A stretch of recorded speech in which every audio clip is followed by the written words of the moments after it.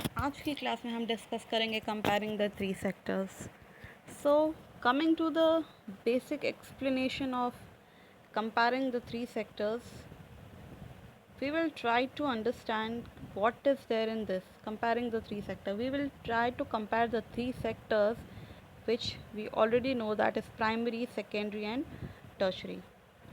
So the various production activities are involved in all the three activities, either primary, secondary or tertiary, and large number of goods and services are produced, and these sector have large number of people working in them to produce goods and services. इसका idea हम लगा सकते हैं कि हमारे पास three sectors है, primary, secondary और tertiary sector, और यहाँ पर बहुत सारे गुड्स एंड सर्विसेज प्रोड्यूस होते हैं, बहुत बड़े लेवल पे प्रोड्यूस होते हैं और बहुत सारे लोग इसमें इन्वॉल्व होते हैं काम करने के लिए.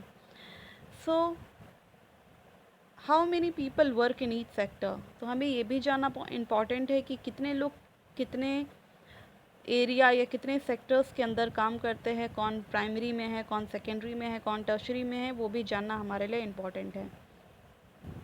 There could be one or more sector which are dominant in term of total production and employment. अगर हम डिस्कस करें तो ये तीनों में से कोई ना कोई ऐसा सेक्टर तो होगा जिसमें वो डोमिनेंट होगा, सबसे आगे होगा, सबसे ज़्यादा बेहतरीन प्रोडक्शन दे पा रहा है, while other sector are relatively small in sector. और ऐसा भी हो सकता है कि कोई जो प्राइमरी हो, सेकेंडरी और टर्शरी हो, कोई स्मॉल लेवल पे काम कर रहा है और एक कोई इसी में से कोई बड़े लेवल पे वर्क कर रहा है या ओवरऑल नेशन के डेवलपमेंट में उसका कंट्रीब्यूशन ज़्यादा है.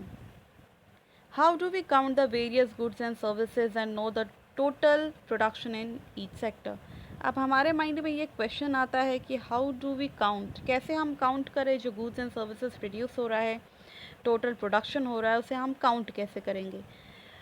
जैसा कि हमें पता है कि हमारे आसपास बहुत सारे गुड्स एंड सर्विसेज प्रोड्यूस होते हैं और एक ये इम्पॉसिबल टास्क है कि हम चीज़ों को काउंट कर पाए, बिकॉज़ हमारे पास चीज़ें जो है वो बहुत ज़्यादा है.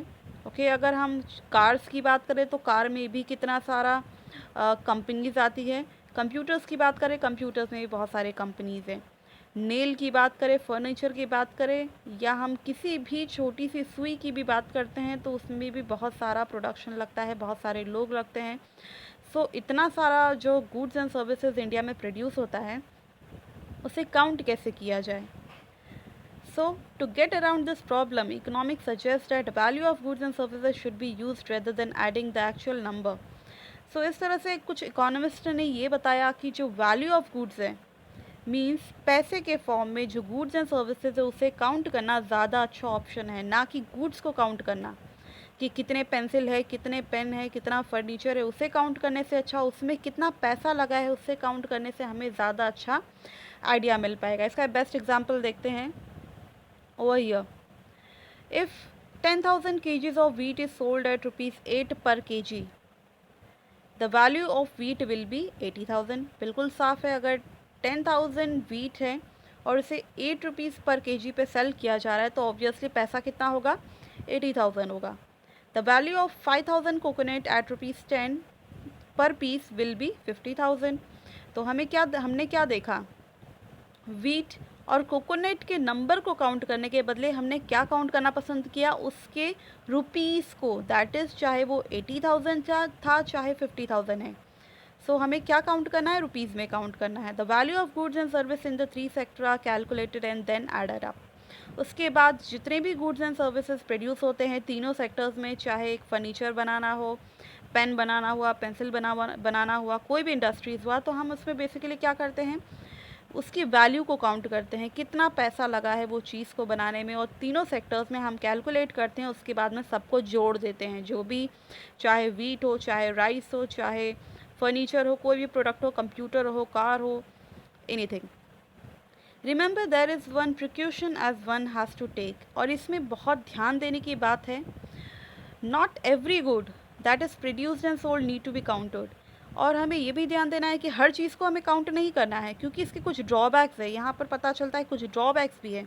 कभी कभी हम कोई चीज़ को डबल बार काउंट कर लें, इसीलिए हमें ये माइंड में रखना है कि it makes sense only it includes the final goods and services. हमें ये माइंड पे रखना है कि हमें क्या करना है, फाइनल गुड्स एंड सर्विसेज को कैलकुलेट करना है। जैसे एग्जांपल दिया है, for instance a farmer who sell wheat to the flour mill for ₹8 per kg, the mill grind the wheat and sell the flour to the biscuit company for ₹10 per kg।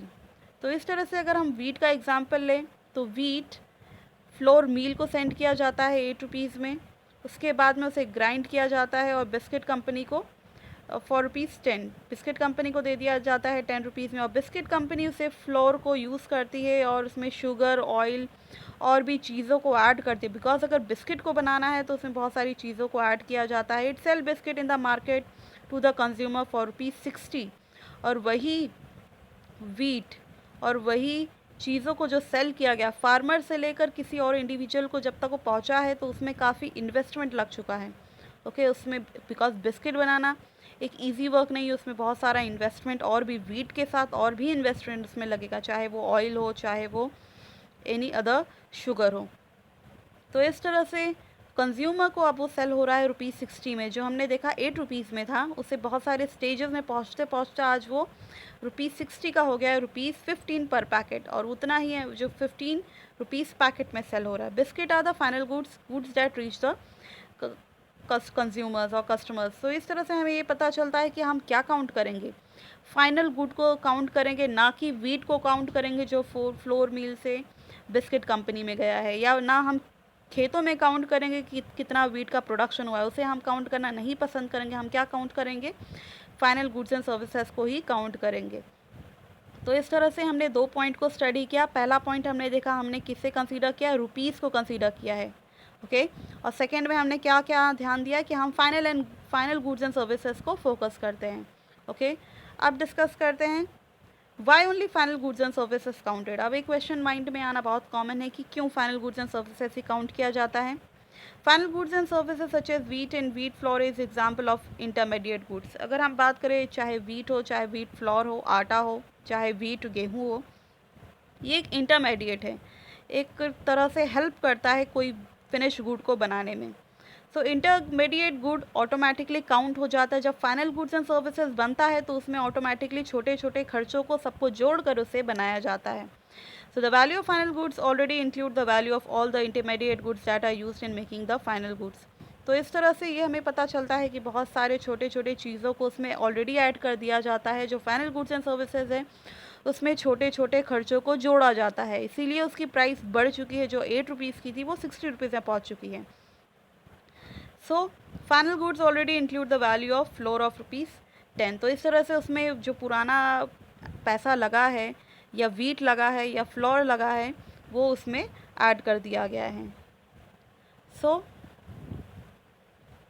Value of all the intermediate goods would be included. इस तरह से जो जितने भी intermediate goods उसमें लगे हैं या और जो खर्चे लगे हैं वो इंक्लूड हो जाता है। To count the value of flour and wheat separated therefore and not correct because they would be counting the value of the same thing a number of times। अगर हम इसे अलग अलग कैलकुलेट करें, चलो एक बार हम मानते भी हैं कि अगर अलग अलग कैलकुलेट किया जाए तो वो बार बार काउंट हो जाएगा, और एक जब हम उसे एक्चुअली काउंट करेंगे तो हमें नहीं पता चलेगा कि वो एक बार वो खेतों में काउंट हो गया कि इतना सारा वीट का प्रोडक्शन हुआ, उसके बाद में उसे फ्लोर मिल में भी हमने दोबारा काउंट कर लिया, उसके बाद में उसे जब हमने मार्केट में सेल किया फिर उसे काउंट कर लिया, तब हम प्रॉपर एस्टिमेट नहीं निकाल पाएंगे कि कितना हमने प्रोडक्शन हुआ है।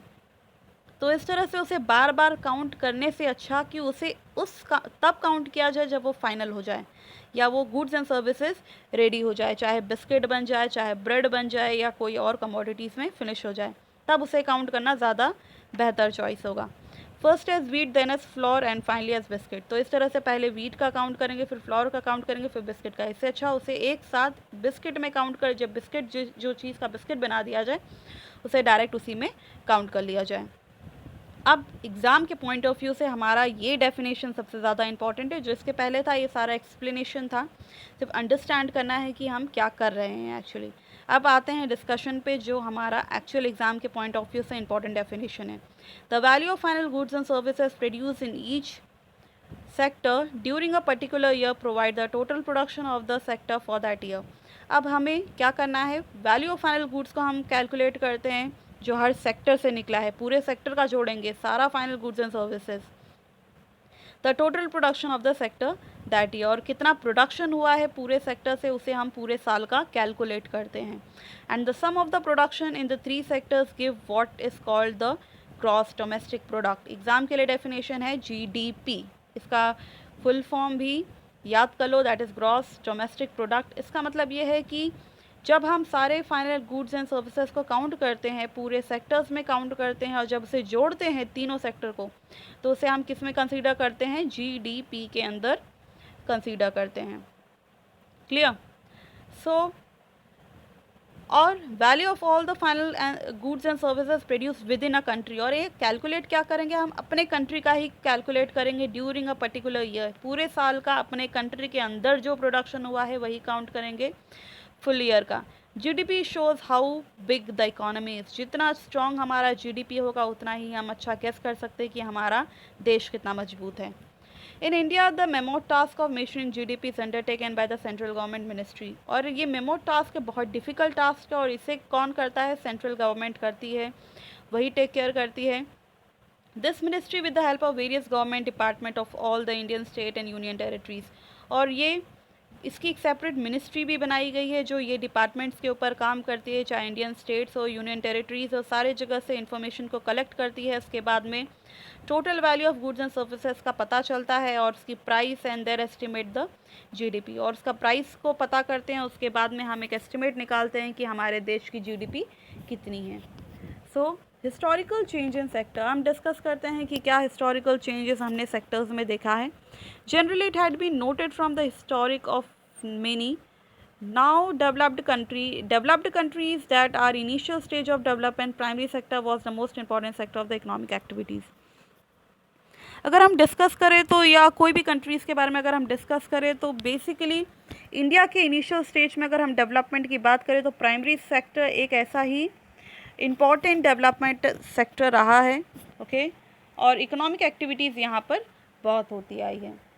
As a method of farming changed and agriculture sector began to prosper. और धीरे धीरे इंडिया में बेसिकली अगर हम डिस्कस करें तो इनिशियल स्टेज में फार्मिंग बहुत अच्छा नहीं रहा है, बट धीरे धीरे मेथड्स में चेंजेस आए, फार्मिंग में काफ़ी चेंजेस आया.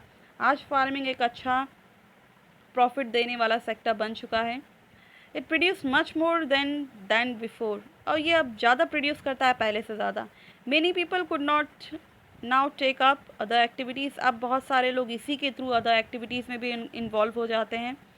और there are increasing number of craft person and traders, बहुत सारे क्राफ्ट पर्सन ट्रेडर्स भी इसमें इन्वॉल्व हो चुके हैं. बाइंग एंड सेलिंग एक्टिविटीज़ बहुत सारी इंक्रीज़ हो चुकी है आजकल के टाइम पे. Besides there were also transporters, administrators, army etcetera. तो इस तरह से इसमें बहुत सारे ट्रांसपोर्टर्स भी आ चुके हैं, एडमिनिस्ट्रेटर्स भी आ चुके हैं, आर्मी के लोग भी आ चुके हैं. तो काफ़ी इसे डेवलप किया जाता रहा है.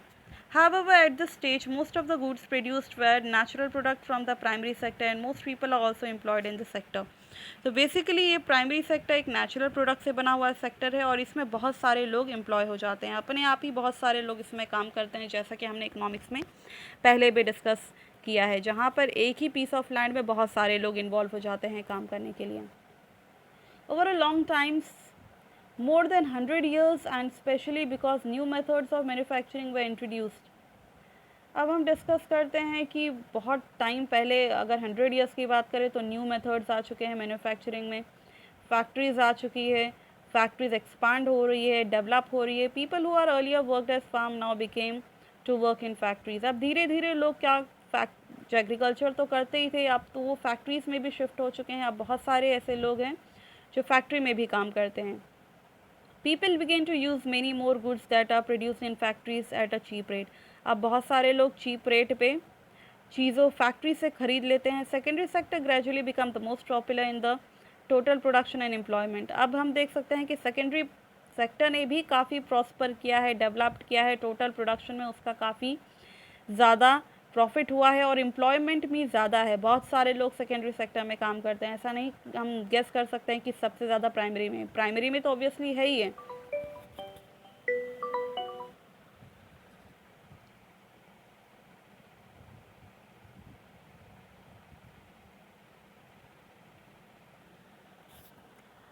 So over a long time, more than 100 years से ज़्यादा अगर हम गेस करें तो बहुत सारे लोग new method of manufacturing use करते हैं और फैक्ट्रीज़ में काम करते हैं। अब फैक्ट्रीज़ का डेवलपमेंट ज़्यादा हो रहा है, वो ज़्यादा फैल रहे हैं हर जगह पे। लोग अब फैक्ट्रीज़ में फार्मिंग तो करते ही हैं, फैक्ट्रीज़ में भी काम करना ज़्यादा पसंद करते हैं। तो इस तरह से सेकेंडरी सेक्टर अब बहुत इंपॉर्टेंट हो चुका है टोटल प्रोडक्शन के लिए और एम्प्लॉयमेंट में इसमें ज़्यादा हो चुका है।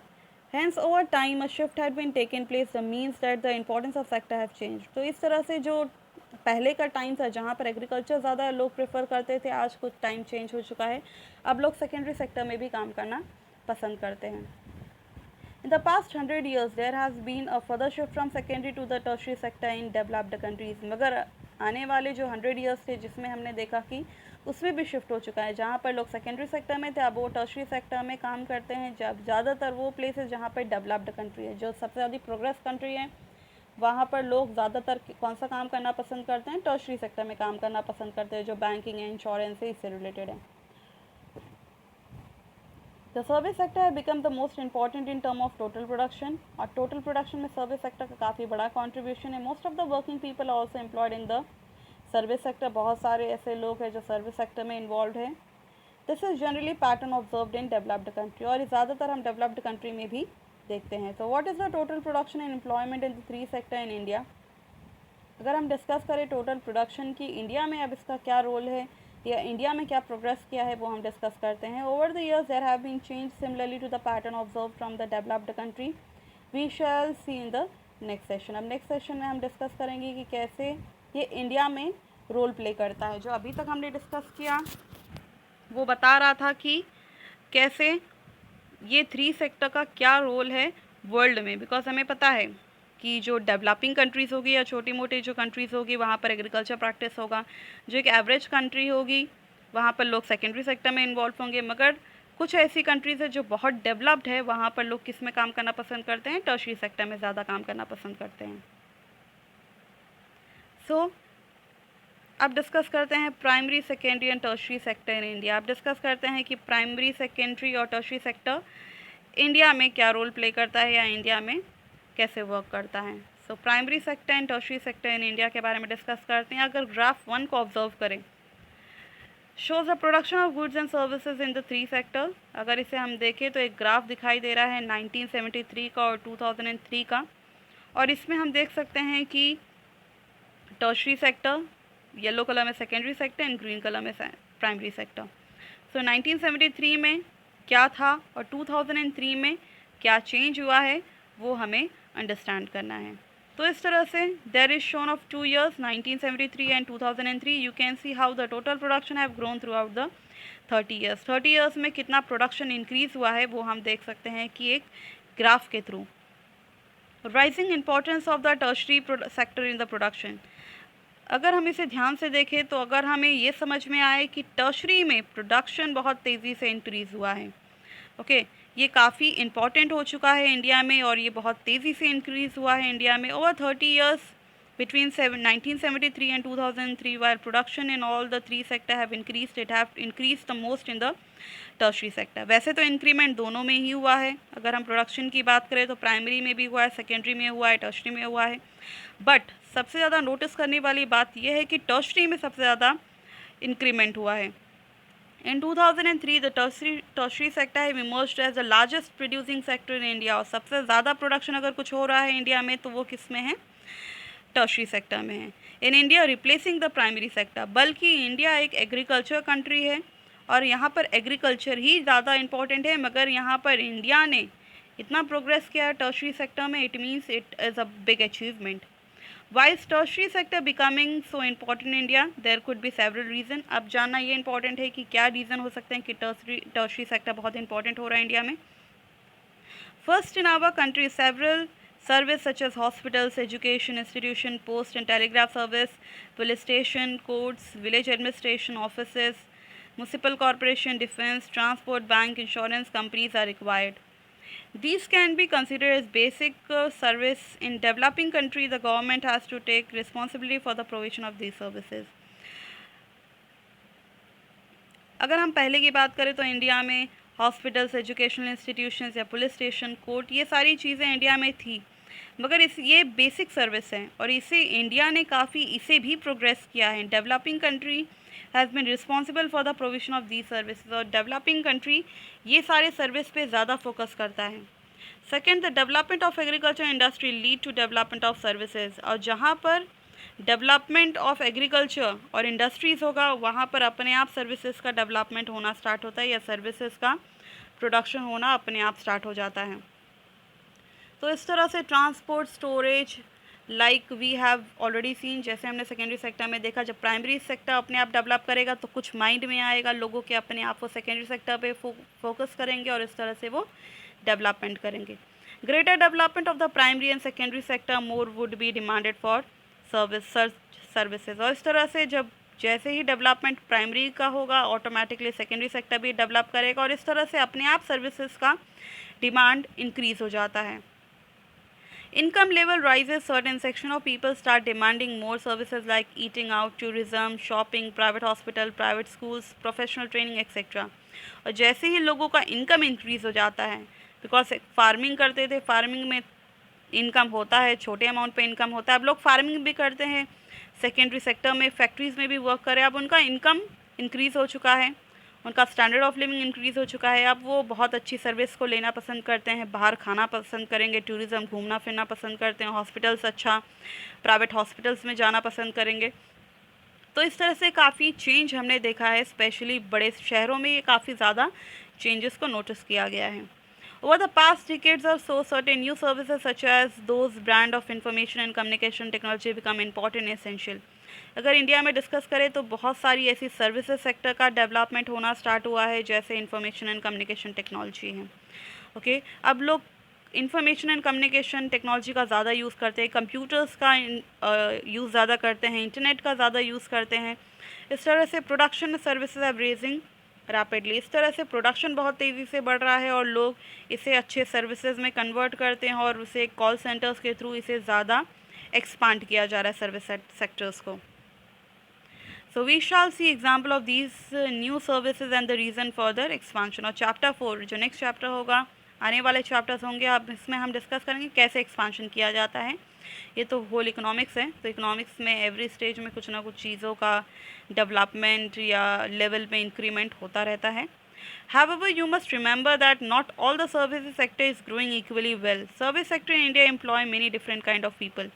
तो इस तरह से अगर हम याद करें तो सारी service sector is growing equally well, हर जगह पे सर्विस सेक्टर काफ़ी अच्छे से डेवलप कर रही है। अगर हम इंडिया की बात करें तो इंडिया में डिफरेंट काइंड्स तरीके के लोग रहते हैं और वो सर्विस सेक्टर में काम करना पसंद करते हैं।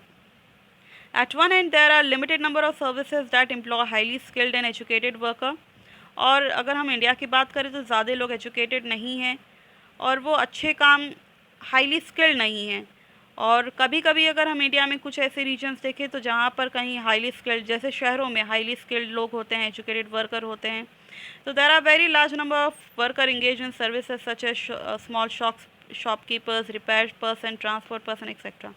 तो इस तरह से जहाँ लोग एजुकेटेड होंगे वो अपने आप कुछ ना कुछ काम करना पसंद करेंगे और जहाँ पर लोग एजुकेटेड नहीं होंगे वो अपने आप छोटे प्राइमरी लेवल पे वर्क करेंगे। जो एजुकेटेड होंगे वो कुछ ना कुछ शॉपकीपर्स में या रिपेयर पर्सन या कहीं ना कोई कुछ ना कुछ वो काम करेंगे।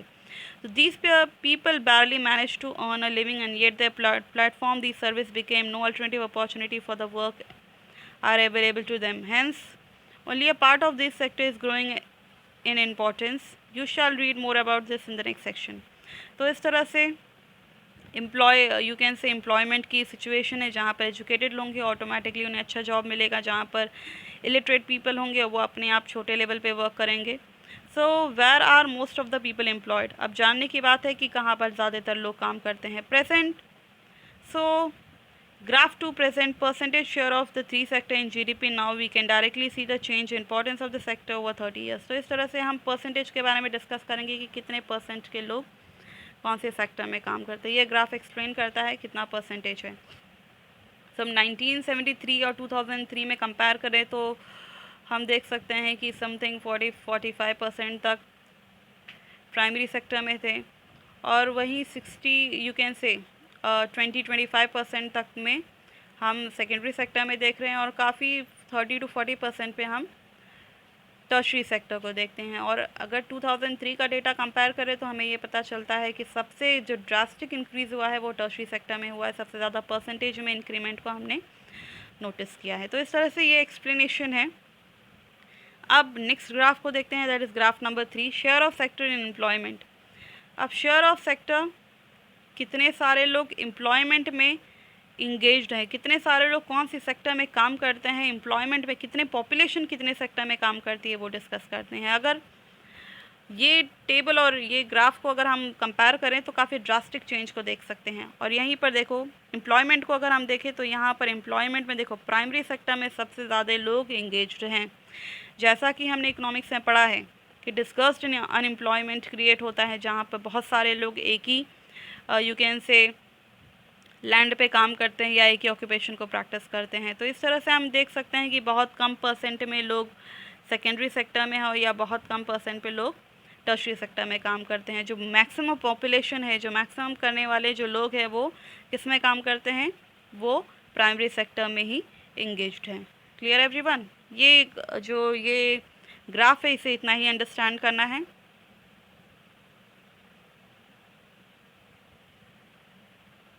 सो नेक्स्ट पेज हम नेक्स्ट क्लास में डिस्कस करेंगे, पेज नंबर 26 हम नेक्स्ट क्लास में डिस्कस करेंगे। आई होप इतना एक्सप्लेनेशन क्लियर है। और एग्ज़ाम में बेसिकली अगर हम डिस्कस करें तो कुछ आता नहीं है इसमें से, सिर्फ ये कंपेयर करना है कि कंपैरिजन 3 सेक्टर्स में क्या है, final goods and services, rupees, ये सारी चीज़ों को माइंड में रखना है, एक्सप्लेनेशन को माइंड में रखना है और डेफिनेशन को माइंड में रखना है। सबसे ये चैप्टर का सबसे इम्पॉर्टेंट प्लेस यही है, वो है डेफिनेशन और समथिंग ओवर हियर, ये चैप्टर का ये भी इम्पॉर्टेंट पार्ट है। बाकी जो ग्राफ है वो सिर्फ अंडरस्टैंडिंग के लिए है कि कैसे शिफ्ट हुआ है प्राइमरी सेक्टर से टर्शरी सेक्टर। तो ये ग्राफ सिर्फ अंडरस्टैंडिंग के लिए, इसमें से ज़्यादा कॉन्सेप्ट एग्ज़ाम में तो बिल्कुल नहीं आता है। So don't worry, it's just for understanding. अब ये जो नेक्स्ट क्लास होगी इसमें हम डिस्कस करेंगे अंडर एम्प्लॉयमेंट या लेबर शिफ्ट या एम्प्लॉयमेंट से रिलेटेड कॉन्सेप्ट को डिस्कस करेंगे नेक्स्ट क्लास में। तो thank you and have a nice day everyone.